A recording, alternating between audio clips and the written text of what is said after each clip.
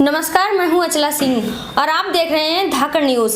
जैसे जैसे विधानसभा चुनाव नजदीक आ रहा है, वैसे वैसे देश की जनता की उत्सुकता बढ़ती जा रही है कि इस बार यूपी का सीएम कौन होगा, उत्तर प्रदेश की जनता क्या चाहती है। और ये जानने के लिए हमने अपने स्टूडियो में 2 पत्रकारों को बुलाया है जो इस वक्त ग्राउंड लेवल पर बहुत अच्छा काम कर रहे हैं। हम इनसे जानेंगे कि यूपी की जनता क्या चाहती है। सबसे पहले हम बात करेंगे मनीष कुमार जी से। तो सर, आप बताइए कि यूपी की जनता का इस बार क्या मूड है और यूपी में सीएम के रूप में यूपी की जनता किसे देखना चाहती है।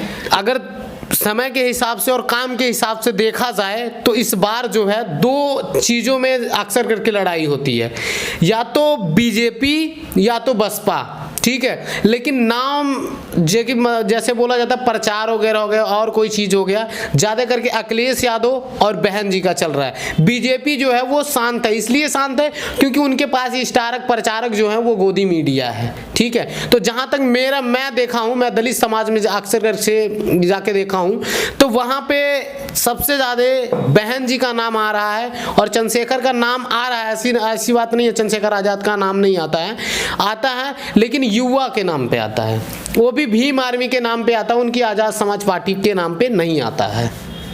इस तरीके से मतलब काफ़ी सारे वहाँ पे सवाल हैं और लोगों का ये कहना कि आज़ाद समाज जो पार्टी बन गई है, इससे हमारे समाज का जो वोट है वो बट जाएगा। और अगर हम भीम आर्मी को सपोर्ट करते हैं लेकिन हम वोट जो है हमारा वो बीएसपी को जाएगा, ये दलित समाज के लोगों का कहना है। ऐसा कहा जा रहा है कि जो बहुजन समाज का जो युवा है वो काफ़ी हद तक आज़ाद समाज पार्टी से जुड़ा हुआ है। नहीं, देखिए, आज़ाद समाज पार्टी से जुड़ा है, मैं भी मानता हूँ इस बात को। हमारे दलित समाज में जितने युवा हैं अक्सर करके वो भीम आर्मी से जुड़े हैं, भीम आर्मी को चाहने वाले पूरे देश में हैं, ठीक है। लेकिन आपको बताऊँ, आज़ाद समाज पार्टी को चाहने वाले हर कोई नहीं है। जो बसपा में जो नौजवान है ना, वो भी भीम आर्मी को फॉलो करता है, लेकिन आज़ाद समाज पार्टी को फॉलो नहीं करता है।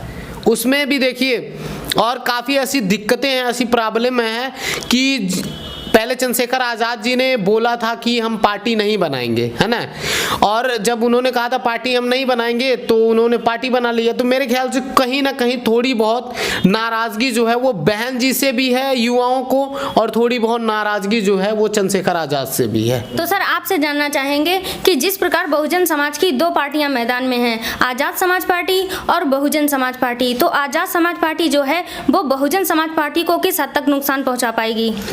2017 में जब विधानसभा चुनाव आया उस तभी तो चंद्रशेखर को तैयार कर दिया आरएसएस ने, और चंद्रशेखर के आने के बाद से युवाओं ने एक गुमराह होने लगे और युवाओं पे काफ़ी मुकदमा केस झेलने की मजबूर हो गए। उत्तर प्रदेश में अगर कहीं ना कहीं अगर सरकार बनाने में असक्षम हो रहे हैं हमारे बीएसपी पार्टी, तो इसमें कहीं ना कहीं उत्तर प्रदेश में भीम आर्मी चंद्रशेखर रावण का भूमिका होगी, क्योंकि उत्तर प्रदेश की जनताओं को 2 भागों में बांटने का सबसे बड़ा जिम्मेदार चंद्रशेखर रावण होंगे। हमें जहां तक हमने देखा और जहां तक हमें पता है कि उत्तर प्रदेश में बीएसपी की सरकार आने वाली है और बीएसपी में नए युवा आ रहे हैं और जितने चोर पहले के भरे हुए थे बीएसपी में वो निकाले जा रहे हैं और निकल भी रहे हैं धीरे धीरे करके, और नए और जितने चोर निकल रहे हैं सब सपा में जा रहे हैं। तो इससे हमें नहीं लगता कि सपा की सरकार आएगी या भाजपा की सरकार आएगी। अब आने वाले समय पे बीएसपी की 5वीं बार बहन कुमारी मायावती की सरकार बनने वाली है और आप लोग इस पे पूरी तरह से पूरी तैयारी हो गई है। ये अंदर ग्राउंड की बात हमें जल्दी पता चला है। और जहाँ तक अगर चंद्रशेखर रावण अगर अपनी अजूद बचाना चाहते हैं तो बीएसपी पार्टी को ज्वाइन करके बहुजन समाज पार्टी में समर्थन दें, ताकि हमारा 5वीं बार बहन कुमारी मायावती सरकार बना लें।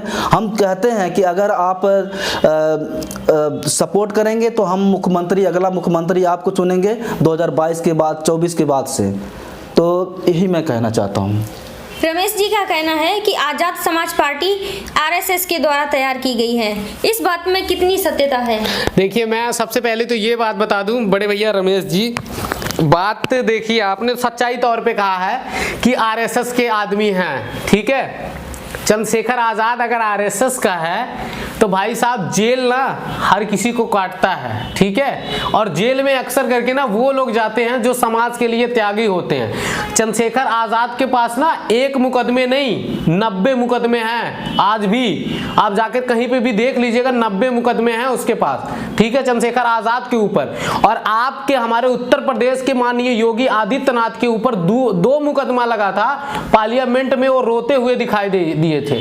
लेकिन जब हमारे बहुजन समाज, हमारे लोगों में यही सबसे बड़ी कमी है, आज बहुजन समाज का एक भाई एक बेटा चंद्रशेखर आजाद बनकर उभरा है। मैं पार्टी का मैं भी खिलाफत हूं, चलो ठीक है, उन्होंने पार्टी बना लिया, ये गलत है। भीम आर्मी के जो है फॉलोअर बहुत हैं, आजाद समाज पार्टी के फॉलोअर नहीं है।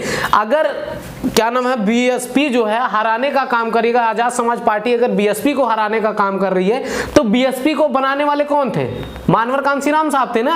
आज मानवर कांसीराम साहब का जो परिवार है ना पंजाब में, वो मजदूरी करते हुए नजर आता है। उनकी जो बहन है वो सपा के मंच पे दिखती है। आज बीएसपी जो बना है, एक पार्टी जो बनी है, बीएसपी एक घर जिस तरीके से जो बना है ना, वो मानवर कांसीराम साहब का देन है। आज मानवर कांसीराम का ही परिवार इधर उधर भटक रहा है। क्यों बहन जी उनको नहीं पूछ रहे? मैं आपको इस बात बताता हूँ, जैसे बीएसपी जो है बहुत बड़ा दिल है बीएसपी के पास, और बहुत बड़ी पार्टी है। और बीएसपी ने कभी नहीं कहा कि हम क्या नाम है जो कांसीराम की बहन जो है उनमें ना आए, ऐसा कभी ने मुलाकात भी नहीं किया है। और अगर बहन जी से अगर मुलाकात करेंगे तो बीएसपी के लिए बीएसपी के घर में खाली है जगह। और पहली बात आपने जो कहा है कि आरएसएस वाली बात है, आरएसएस नहीं होता तो ये जो मुकदमे हैं, मुकदमे और तमाम हमारे समाज में तमाम नेता हैं, क्यों उनको नहीं तैयार किया जा रहा है? एक ही नेता नहीं है, चंद्रशेखर को शुरू से हाईलाइट किया गया, शुरू से जेल लेके गया और इसको तैयार किया गया है ना, इसीलिए तो जेल में डाल रहे हैं। देखिए चंद्रशेखर की वजह से चंद्रशेखर छूट जा रहे हैं, उसके पीछे कितने लड़के हैं, युवाएं हैं, कम से कम 150-200 लड़के जेल में गए हैं, आज तक उन मुकदमा जेल नहीं। क्या वो उनके गरीब नहीं है? कितने लोग गोली से मारे गए हैं? चंद्रशेखर इस तरह के भड़काऊ बात कर करके जेल में डला दिए हैं, और आज बीएसपी के इनकी वजह से वजूद खत्म हो रहा है। जो चंद्रशेखर, अगर चंद्रशेखर युवा है, मानता हूं, उनकी कदर करता हूं क्योंकि हमारे समाज के हैं, लेकिन चंद्रशेखर आके हमारे साथ काम करे ना, बीएसपी में काम करे, उनको अलग पार्टी बनाने की क्या जरूरत है? उन्होंने कहा था कि मैं पार्टी नहीं बनाऊंगा। अगर उनको पार्टी बनाना है तो उत्तर प्रदेश से बाहर भी तमाम प्रदेश, वहां भी पार्टी बना सकते हैं ना, और भी जगह उनको चुनाव लड़ सकते हैं। क्या जरूरी है कि सिर्फ बहन जी को सिर्फ सरकार गिराने की कोशिश है? देखिए मैं पहले मेरी बात सुनिए। सरकार बहन जी की गिराने की नहीं बात की जा रही है, ठीक है। क्या पता चला आज सिर्फ चंद्रशेखर आजाद ही जाके पैर पड़े बहन जी के? वो तो कितनी बार उनके क्या नाम है ऑफिस पे भी गया और उनके आवास पर भी कई बार वो गया, पहुंचने के बावजूद भी बहन जी उसको नहीं कबूल की, ठीक है। और दूसरी बात रहेगी क्या नाम है बसपा का दिल। अगर बसपा का दिल बड़ा होता तो जिस कुर्सी पे आज बहन जी अगर बैठी है ना, तो वो मानवर कांसीराम साहब की देन है।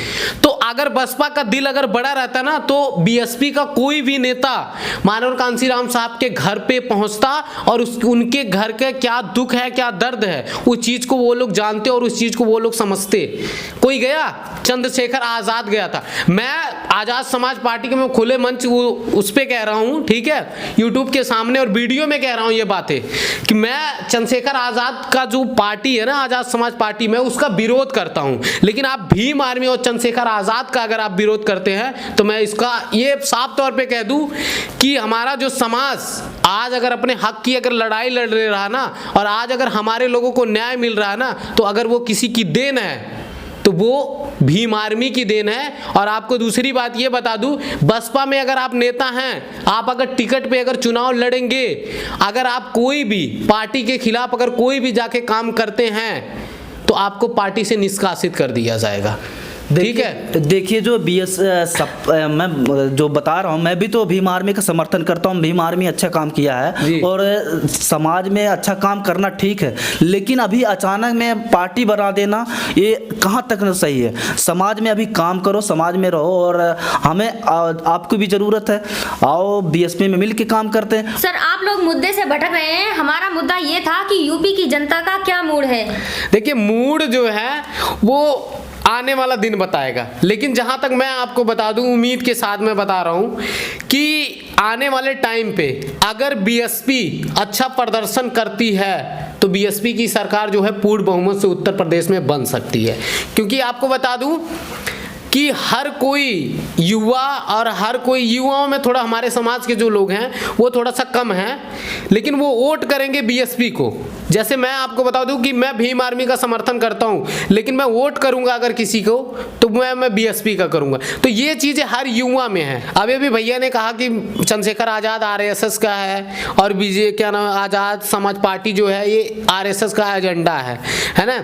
तो आप मुझे एक बात बता दीजिए कि मानवर कांसीराम साहब जो है वो बहन जी को बनाए, बहन जी ने किसको बनाया ये मुझे बस इतना बता दीजिए। सर बताइए। आपका कहना है बहन जी ने किसको तैयार किया, मैं आपको बताता हूं कि बहन जी ने जो तैयार किया उसके जवाब मैं दूंगा। पहले आपको बताता हूं कि एजेंट है या नहीं आरएसएस का। बहन जी आपको पता होगा उपकार बावरा जहां के रहने वाले चंद्रशेखर रावण है वहीं के रहने वाले उपकार बावरा है, जो पूर्व सबसे पहले जिन्होंने भीम आर्मी को तैयार किया है, भीम आर्मी के चीफ थे पहले, वो खुद उनको निकाल दिया गया गरीब होने के नाते वहाँ से भीम आर्मी से निकाल कर, और जो ईमानदार थे उसमें इनको मजबूरी में बीएसपी माना पड़ा। आपको राहुल नागपाल जो वरिष्ठ पत्रकार है, और राहुल नागपाल क्यों निकल गए? हमारे वरिष्ठ पत्रकार राहुल नागपाल और हमारे वरिष्ठ एडवोकेट वकील जो हैं सुजीत सम्राट ये और सूरज कुमार बौद्ध, ये सब क्यों निकलने धीरे धीरे भीम आर्मी सारे युवा छोड़ के? जब इनको असलियत पता चला कि ये भीम आर्मी एक बनाया गया हुआ आरएसएस का एजेंट है, तब जाके इन्होंने छोड़ दिया है, छोड़कर सारे लोग आ रहे हैं बीएसपी में शामिल हो, इसलिए कि इनको पता चला। और बहन जी इसलिए अभी भाव नहीं दे रहे हैं क्योंकि इनको कोई शक है कि कहीं कांग्रेस या आरएसएस इनको तैयार करके और आगे चल के चुनाव लड़वाएगा और इनको हरवा के हमेशा के लिए बीएसपी खत्म करने की बहुत बड़ी साजिश है। इसलिए बहन जी इनको मौका नहीं दे रही हैं। सबसे पहले तो ये बात है रमेश भैया, ये जान लीजिए कि आरएसएस का हो चाहे कहीं का हो, ठीक है, मुझे उससे मतलब नहीं है। क्या बीएसपी में जो नेता है कैसे मैं किसको कह दूं कौन साफ है? आप संत कबीर नगर से बिलोंग करते हैं ना, साहब के संत कबीर नगर में जो इंसान रात दिन मेहनत कर रहा था, सब चीज कर रहा था, उसका टिकट काट दिया गया। आपको पता है नीलमणि? देखिए चुनाव लड़ने के लिए पैसे खर्चा होता है। हाँ तो पैसे खर्चा होता है, जब हमारे समाज के पास पैसा रहेगा तभी वो चुनाव लड़ेगा। देखा जाए तो ये बहस खत्म होने वाली नहीं है, इसलिए इस बहस को यहीं पर खत्म करते हैं। आप देख रहे थे धाकड़ न्यूज, कैमरामैन अरुण गौतम के साथ।